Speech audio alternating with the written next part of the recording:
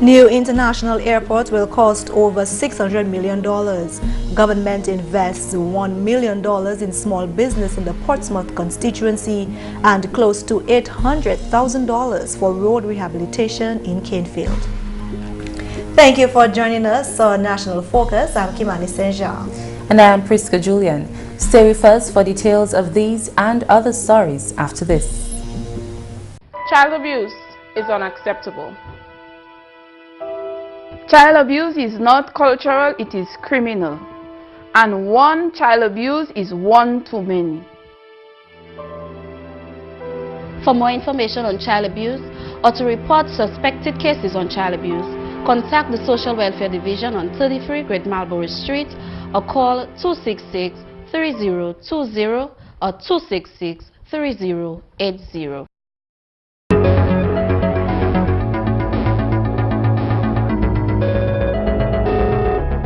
Welcome back. The Honorable Prime Minister and Minister for Finance, Dr. Roosevelt Skerrit, has revealed that the cost estimate of the proposed international airport is approximately 600 million EC dollars. This information was broadcasted at the National Consultation on Development Prospects for Dominica within the context of the Citizenship by Investment Program as a platform for raising the funds necessary to finance development activities. The nation's leader shared how government will begin to source funds. We in the government, we have some certain ideas as to how we go about financing it. The intention of the government is to set up an airport development fund and every month allocate from the CBI funds a particular percentage that will go to that fund, the airport development fund, with a view to raising as much money as possible. And we also have some other creative ways that we will articulate to the country at the appropriate time. We will be looking at a runway of 2,500 meters in length and associated accompaniments. The projected cost of it, everything included, except for land acquisition, a complete terminal and all the necessary components of an airport, would be in a region of 220 million US dollars. He stated the depth of assessments that have been ongoing. They have found a site in enough closer to Woodford, closer to where the BGH has identified, not the precise location, but certainly in that locality. And they have advised us, and we did a number of studies quietly, Those of you who may have seen a small, I should say it's a small little plane at how small it was at Melville Lawn, that was used to do some certain studies and so forth. So a lot of work was done in the last 6 months. Residents in the neighboring communities will soon be engaged to discuss the way forward. Once we get back the EIA and we get back this further studies of the soil, then the intention is to move to the design phase so that we can come back to the country in a much more comprehensive consultation like this, including one in the Woodford area, to present this proposal to the people of the country, to our citizens, and to get your views, your suggestions on the international airport and how do we believe we will go about constructing this airport. The confirmation that an international airport will be constructed in Dominica came from the Honorable Prime Minister earlier this year. The Honorable Parliamentary Representative for the VECAS constituency, Prime Minister Dr. Roosevelt Skerrit, wants nationals to become more innovative in creating sustainable jobs for themselves. Speaking at the close of a small business training program organized by the Ministry of Commerce, Enterprise and Small Business Development in VECAS last Thursday, the Dominica leader suggested ways the community could provide services to the government. The government assists many parents in this community, in this constituency, with school uniforms. Why should we buy uniforms from out of the village, out of the constituency? Why don't you speak to the government and enter into a contract with the government? So the government would sign a contract with you. You would sell the uniforms and the students will come and collect them and the government gives you a check rather than having to send the money from out of the community. So you're now getting a $30,000 or $40,000 investments. You can always call it foreign exchange into the village coming in, and that's where you grow the economy in the local village. According to the Honorable Dr. Skerritt, an estimated $17 million has been recently invested into village councils across the island to assist in various areas, including small business development. In more news, $1 million has been approved for small business development in Portsmouth.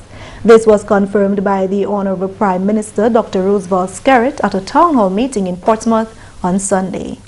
In case of Portsmouth, the government is committing $1 million to assist with small business assistance in the town of Portsmouth.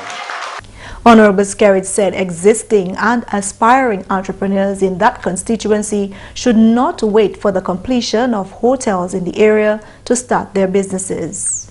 We need to start positioning ourselves in Portsmouth, the residents of Portsmouth. We need to start positioning ourselves to take advantage of the major developments that are taking place in Portsmouth. We should not wait for when the hotels are open for us to start looking for a place to open. We need to start now. Develop your ideas, develop your concepts, and let us engage ourselves. Come back here and sit down around the table and to see how the government can work with you to realizing your dream of having your own business in Portsmouth. The nation's leader suggested some of the business ideas one can develop in that area. We need more craft shops in Portsmouth to cater for the tourists who will be coming to Portsmouth. We need more restaurants of different cuisines to provide that service to the increasing numbers of people whom we expect to come in Portsmouth. Tour guides. We need to ensure that all of the tour guides are properly trained so that when you are taking people around to various sites, you can speak with authority and knowledge about the various sites across the country. The government of Dominica, through the Small Business Unit, is creating an enabling and improved environment for business, industry and commerce. The unit also provides and promotes opportunities for increased micro and small business investment and enterprise development. Member of Parliament for the St. Joseph constituency, Honorable Kelva Daru, has announced that government is making available 17 more lots in Hillsboro Gardens, St. Joseph, as plans for village expansion continues to materialize. Last Friday, GIS News visited several projects ongoing in St. Joseph, one of which was the expansion project. At the site, Honorable Daru explained that these new lots represent the fulfillment of a promise to his constituents. At the town hall meeting recently in St. Joseph, I made a commitment to the people of St. Joseph that the government will be undertaking a project here in Hillsboro Gardens to have 17 additional lots cut for the residents of St. Joseph to be able to purchase these lots. And true to the word, we can see that actual work has commenced. We have engaged 2 local contractors from the community of St. Joseph. The total sum of the contract is in excess of $500,000. It is anticipated that all utilities will be brought to the area in quick time, and better road access will complement the subdivision of the new lots. 28 lots have already been subdivided and sold in the area, and the landowners have begun constructing homes. Honorable Daru also informed of plans for recreation for the new community. I must say that a portion of land has also been earmarked for a playing field for this area, which will complement the homes, the families who will be making their homes here in this new area. And already we have had a number of lots being sold. Over 28 lots have already been sold. And the residents have already started to build their homes. Some persons have already moved in. And our responsibility is to continue to put in infrastructure to make the lives of these individuals much easier. Honorable Daru says that besides this 17 and the previous 28 lots, 12 more lots will be made available in the future. I must place on record the fact that the government of Dominica continues to invest in people and the development of people, because a lot of these people would have had difficulties and challenges, some of them buying land from private individuals. But the cost of the lots is quite reasonable, and we've seen a number of people applied, and like I've told the residents of St. Joseph, we only have a limited number of lots for now. So the number of applications that we have, everybody may not be able to get a lot at this point in time, but we'll try our best to see how we can facilitate and accommodate as many people as possible, and that will be done. And I really want to thank again the Prime Minister for making the funds available through the CBI program and for ensuring that the village expansion of St. Joseph, which St. Joseph proper now, it is very cumbersome. So now we have village expansion projects, and that again is a major investment towards the development of the lives of the people of this community. You're watching National Focus. More when we return. When you think about it, food is life. That's why people come to Dominica. They don't only come for the waterfall or the scenery or the views, but it's the flavor. Sometimes it is just what they can taste. The flavors that we have here, you can't find anywhere in the world. They are truly unique. I've been in business 17 years, and I see so many guests come and go. My business is to put a smile on their face and something good in their belly. Everything we serve here is local. It comes from all over Dominica. So we get fresh lettuce, or vegetable, or fish from Saint-Sauveur, all our product from the farm. Sometimes go on the farm and have them pick. The uniqueness of the experience is in how authentic it is. I heard the taxi driver promoting my plantain chips. I said, that's the best plantain chips I ever have. I'd have to go and put on TV. Money is not everything, but leaving customer with a smile, friendly service, and they will come back. This is the real Dominica.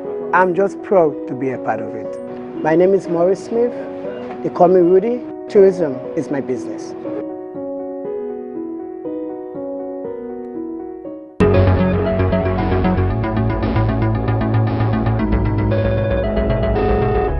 Welcome back. As the Dominica Labour Party administration continues its mandate to improve the lives of Dominicans, approximately $800,000 has been approved for road rehabilitation in Canefield. The announcement was made by the Honourable Member of Parliament for the Maho constituency, Rayburn Blackmore, at a town hall meeting at the Old Mill Cultural Centre in Canefield on Sunday. The initial sum will go towards restoration of 2 specific areas. The potential contractors who have been invited to bid for the project, 6 of them have returned the bid documents, and very shortly we shall be starting work in Canefield East and RBC housing scheme. Don't you forget that you were the ones who said to me at the Urban Council building that these are the roads you want to start first. Honourable Blackmore revealed other roads in Canefield that will receive attention. As soon as we are finished doing that, we shall, in a systematic way, give attention to 14th Street and 21st Street in Upper Roger Canefield. The roads in 21st Street in Roger Canefield has to be repaired. It's not in a good condition. And that area is also part of Canefield. So we shall be doing that. On the flat next to the airport, we also have the estimate for this road. And we're going to transform Canefield and make it the urban community it ought to be. The minister also revealed that there are plans for road rehabilitation in the River Estate area. Let me start with Mr. Graham. I want to give you the assurance that we are going to come to your rescue because I have an engineer working with me. 2 engineers looking at all the roads that need to be done in Canefield. So that will be assessed, and of course we'll provide the help that is needed for you and the other persons living up there. We have all the estimates and designs for all the roads that require repairs in Canefield. All the roads in River Estate will be part of the rehabilitation effort. We may want to do some little patching now, but that's part of it also. Nature lovers and health enthusiasts will soon benefit from an upgrade to the Jack's Walk Trail.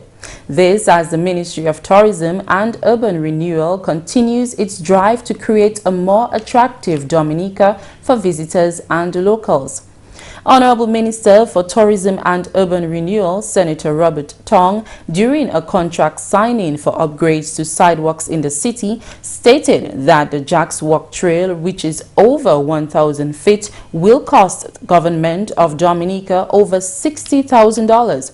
This is a collaboration between the Ministry of Tourism and Urban Renewal and the Forestry Division.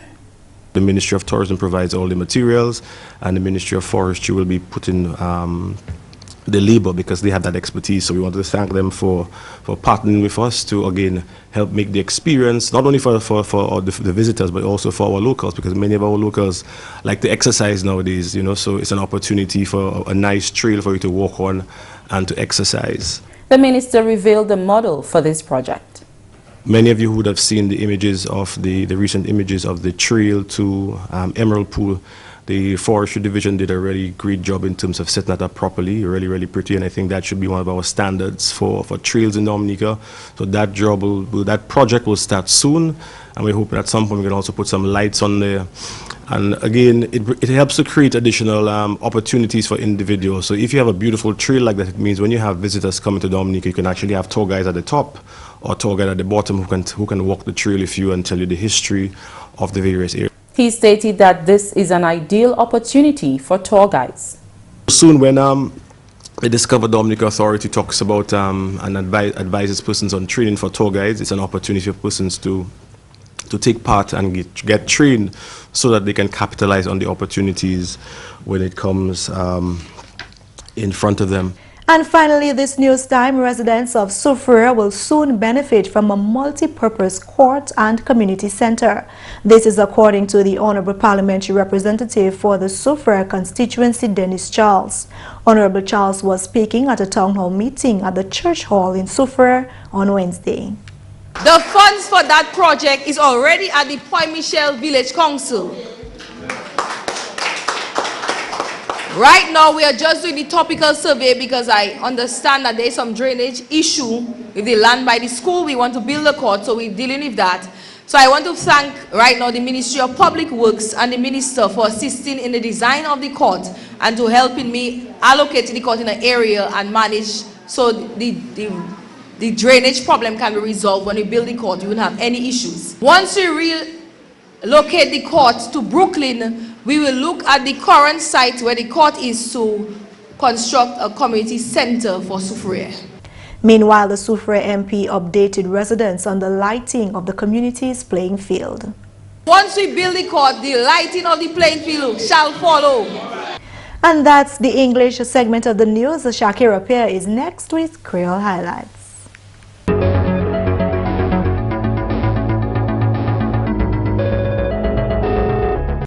Bienvenue à ce nouvel accueil. Moi c'est Shaakira Pierre.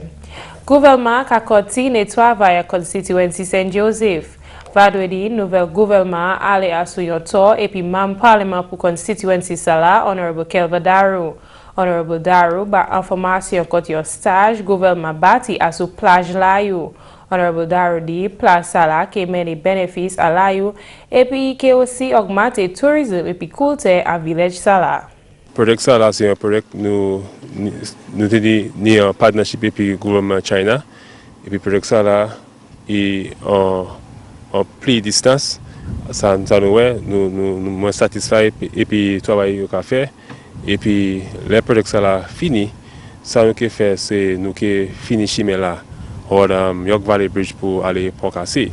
So ça c'est un bon projet pour l'entire constituency là. D'autres projets qui prennent place à constituency là, c'est réhabilitation tout chemin à constituency là. Nous visiter un chemin hors de Layou et puis un hors Saint Joe. Et puis projet ça là c'est un bon projet plus qui on y a plus de monde qui engage en hors employment c'est projet ça là. Nous ni local contractors hors projet ça là. Et puis le gouvernement a fait un major investment pour développer hors chemin hors Saint Joe hors Layou toute place hors Dominique. Et puis, je dis merci pour le Premier ministre Skerrit qui fait finance là available pour faire ces chemins là. Projet CAI c'est une majeure priorité par le gouvernement. Honorable Daru parle contre le CAI gouvernement bâti par un homme à constituency là qui partenait CAI. Projet ça là c'est un bon projet. Plus homme là il partenait PSK il peut vivre dans chaque. Et puis actuellement, il y a un nous mettre un washroom en dit dans la baille, on sing tout bagage ça là, nous avons peint la pouille et puis là nous fini, il ça qui est un brand new house pour quoi. So c'est un bon projet. À d'autres nouvelles, des contrats à valeur $500 000 signés pour réhabilitation chimie blending pour véhicules. L'argent là, c'est Hot Citizenship by Investment Program là. Des maçons Hot Véhicules, Gregory Massicot et puis Alex George signé contrat ça là jeudi semaine passée pendant une cérémonie. Membre parlement pour constituency ça là, Honorable Dr. Roosevelt Skerritt, dit tout chimie à constituency véhicules qui tapé attention. Premier ministre la fait parole par contractors pour faire travail là bien et puis assurer. Premier ministre Dr. Roosevelt Skerritt annoncé que constituency Guatas qui bénéficie de $1 million pour petit business. Honorable Skerritt a adressé un town hall meeting à Guatas dimanche. Premier ministre a dit moun qui ni business et puis ça qui veut ni business, c'est pour yo commencer business yo avant l'hôtel la fini. Il a encouragé Jean Guatas pour faire business craft, tour guiding et puis d'autres qui assistent à industry tourism. Ça c'est tout pour nouvelle à Creole. Moi c'est Shaakira Pierre. Au revoir. I love the freedom when I'm out there. Simply put, the worries from shore, none of that out there. And it's my daily bread. I learned it from my dad. My dad is one of the senior guys here who catch the biggest fish around here. And he's top with the red snappers. It's a family thing. I'm the only one fishing right now in the family. Just keeping it going. I enjoy bringing them up, man. Sometimes you have a yellowfin tuna, 400 pounds. Man, let me tell you, that's just a joy out there. I enjoy going out there and just holding the big fish. I don't lift weights, I lift fish. The morning of my fishing trip, I would get up, make a little spice tea. Then I come down here. I have my GPS, which most fishermen are supposed to have that. Normally I prepare the day before, because whenever you go out there, you must have ice. Ice is a must for preservation of the fish. So I always make sure I have everything the day before. My fish represents me, and I bring good quality fish ashore simply because the restaurants themselves, they have to show a quality product. Tourism and agriculture go hand in hand. That's what I think. We're all connected. It's like a big machine, and I'm just so proud to be a part of it. My name is Brandon Carlisle, and tourism is my business. Before we leave, here is one announcement. The public is asked to take note that due to the construction of the new National Hospital at the site of the Princess Margaret Hospital in Goodwill, there is reorganization of vehicular parking on the compound effective immediately.